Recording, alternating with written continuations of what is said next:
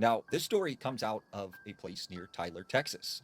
There was this man named Nate, and Nate said this one weekend, him and his buddies decided they were going to go camping.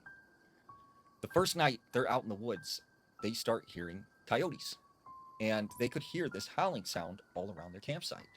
And all night long, they kept hearing these howls. Well, the next day, Nate decides he's going to go out into the woods and look for some firewood. So he makes his way out down this trail and he ends up getting lost. And for like 2 hours, he cannot find his way back to the campsite.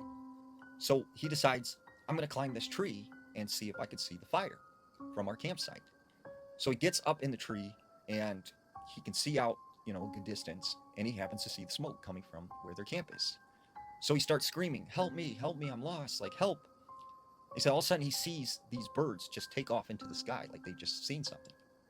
And he begins to hear a strange sound coming from the brush on the ground. And he said out behind this bush stepped what looked like a naked man walking on all fours. And he said it was just very animalistic like. And this thing crawls up to the tree that Nate is sitting in.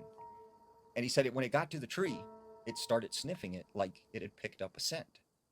And all of a sudden, this thing turned its head 360 and it was now looking up at Nate. And it started to say, help me, please help me. And it was repeating what Nate was saying, except it was the sound of a woman's voice. And he said he started screaming again, like, help me, please help me, like screaming for his friends.